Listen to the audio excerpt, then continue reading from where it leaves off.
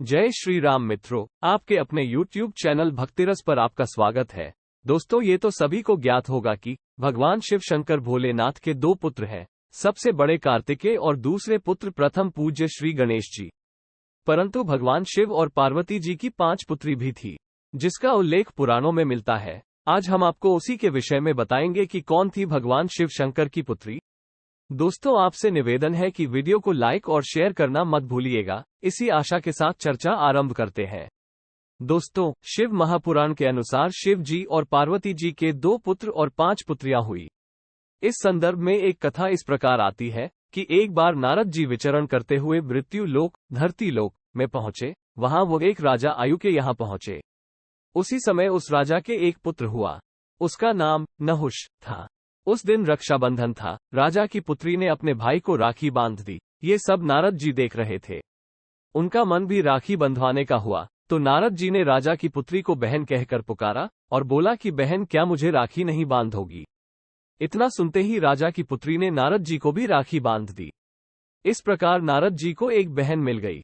अब नारद जी विचरण करते हुए कैलाश पर्वत पहुंचे, जहां उन्होंने भगवान शिव जी के साथ पार्वती जी और उनके दोनों पुत्रों कार्तिकेय और गणेश जी के दर्शन किए। गणेश जी ने जब नारद जी के हाथों में राखी बंधी हुई देखी, तो गणेश जी ने पूछा कि देवर्षि, ये आपके हाथ में क्या बंधा है? तो नारद जी ने कहा कि ये तो राखी है, जो हर रक्षाबंधन को बहन अपने भाई की कलाई पर बांधती है। ये सुनते ही गणेश जी ने कहा कि मैं भी राखी बांधूंगा। तो नारद जी बोले, लेकिन आपकी तो कोई बहन ही नहीं है। तब गणेश जी ने अपने माता पिता से आग्रह किया कि उनको एक बहन दे दे।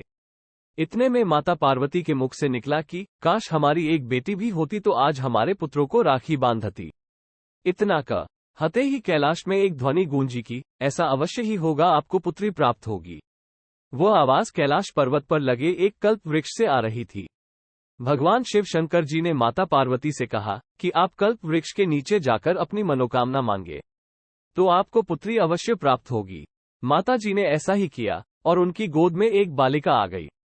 भगवान भोलेनाथ ने उसका नाम अशोक सुंदरी रखा। इस प्रकार माता पार्वती और भगवान शिव को एक पुत्री प्राप्त हुई और उनके पुत्रों को एक बहन मिल गई।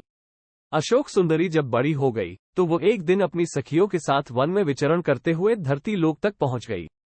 वे धरती की अलौकिक सुंदरता पर मोहित हो गई और अपनी सखियों के साथ पृथ्वी पर आ गई। अचानक वहां एक राक्षस जिसका नाम हुन था वह आ गया और राजकुमारी अशोक सुंदरी को अपहरण करके ले जाने लगा।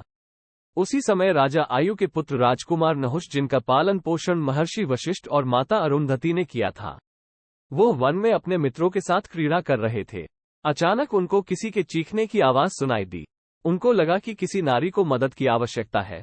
उन्होंने तुरंत अपना बाण निकाला और राक्षस पर प्रहार किया और उस राक्षस से युद्ध करके राजकुमारी के प्राण बचाए।